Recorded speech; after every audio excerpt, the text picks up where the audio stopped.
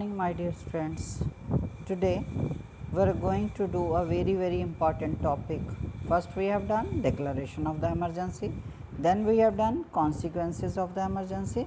Now we are doing that the controversies regarding the emergency. Controversies means now who were the people who were saying against to the democracy and who were the people who were saying no, it was whatsoever it was done, it was good.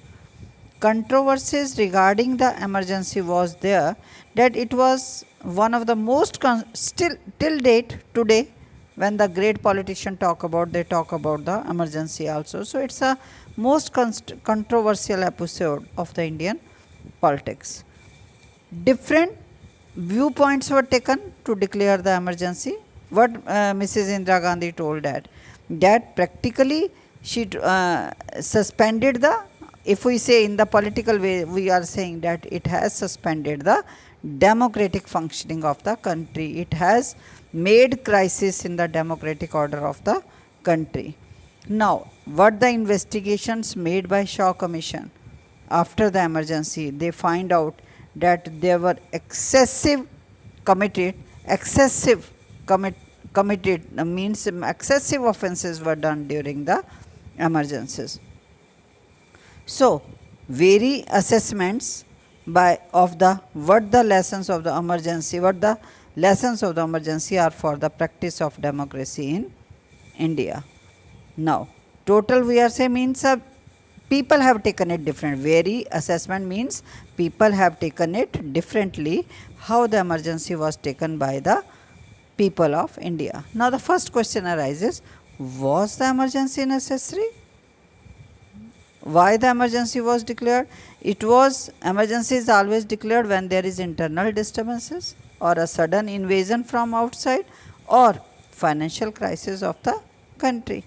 So now it was the reason given for declaring the emergency that the internal disturbances of the country was named that was responsible for declaring the emergency in the country. Now, if we talk about before 1975, that emergency was never been there. Agitations were going on in the many parts of the country. They were demanding for the employment, they were demanding for the jobs, they were demanding for the certain the prices which rose up. They wanted to slow down the get down the prices. So they were agitating for the different issues for all over the country, and it was before 1975 also. So was this reason enough for declaring the emergency, that the people were protesting, people were agitating, so we have declared the emergency? The government argued, in a democracy the opposition parties, it was the argument given by the ruling party, that is of the Indira Gandhi party, that the opposition parties must allow the ruling party to implement the radical policies according to their government. So, they must allow the elected ruling party to govern according to its policies, means they should allow. Who gave this argument? Ruling party, that is of Ms. Indira Gandhi party, gave its opinion that the opposition party should not object the ruling parties for having their policies, to work on their policies. So now recourse of the agitation, protest and the collective action are not good for democracy. It was according to Mrs. Indira Gandhi that it is not good for a country that we are putting the agitations, we are protesting against the government, sometime we are making one strike. So different kinds of action, she totally objected for that. Now supporters of Indira Gandhi, what they said, that the democracy was, that in a democracy extra parliamentary politics cannot take place to target the government. So extra parliamentary politics, what are the extra parliamentary politics? That are opposing the government policies. Generally we talk about the social movements. If I am talking about this extra parliamentary politics, what are these? These are the general, in the general way, if I talk about, that are the social movements in the country. This leads to instability. Naturally, if the certain movements will be started, it will leads to instability, and the mind of the administration will be distracted. They will be, if they are been looking for the development of the country, but now they are been looking how to put down these movements. So they distract the administration from its routine task of ensuring development.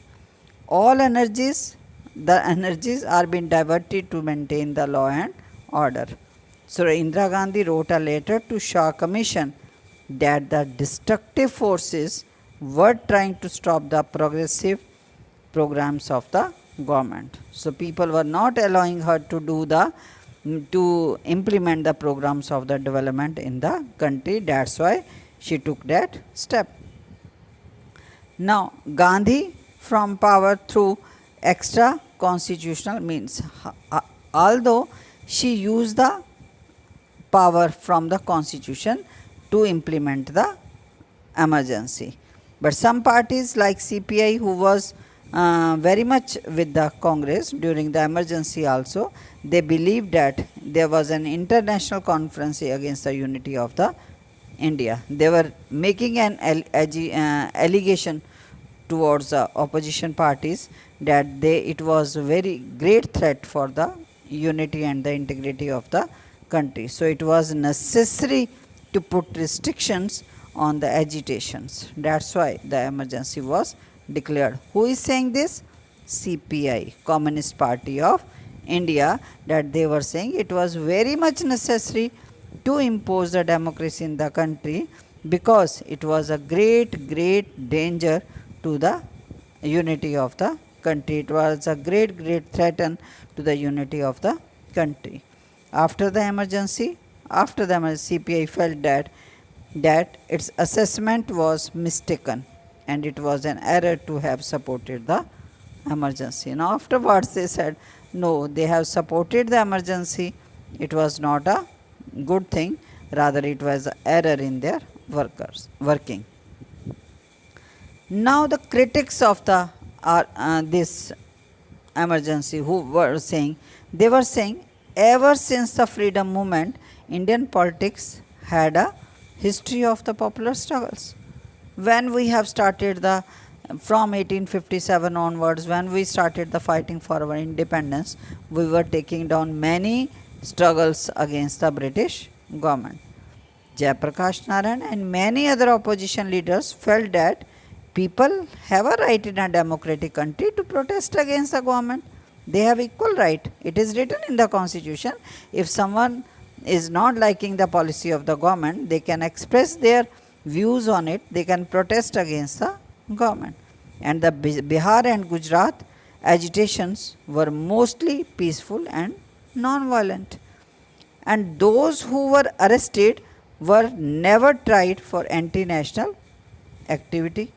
So no cases were registered against these detainees. Those who were arrested, no cases were arrested and no cases were filed for against them. Now the Home Ministry was given the responsibility of monitoring the internal situation of the country, that what's going on in the country. So the who was given this responsibility? Home Ministry, who didn't show any concern that the law and order of the country is not been good. If some agitation has overstepped an limit, अगर कोई लगता है कि agitation हमारी limits cross कर रहा है, then government have certain measures. It's a ruling party. Police can be there, army can be there to deal with it.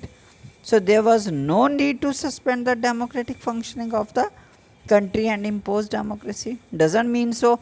If the people are protesting, people are agitating, popular struggles are being there, then they should impose the emergency. No, it was not an alternative for the to stop the agitations.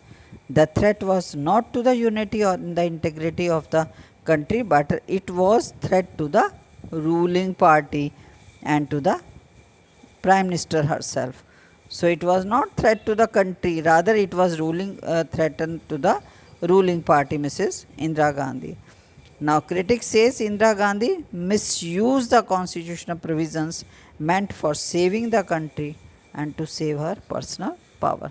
So such type of emergencies are being imposed in the country to save the country. But Mrs. Indira Gandhi has imposed this emergency to save her personal power. Okay, beta.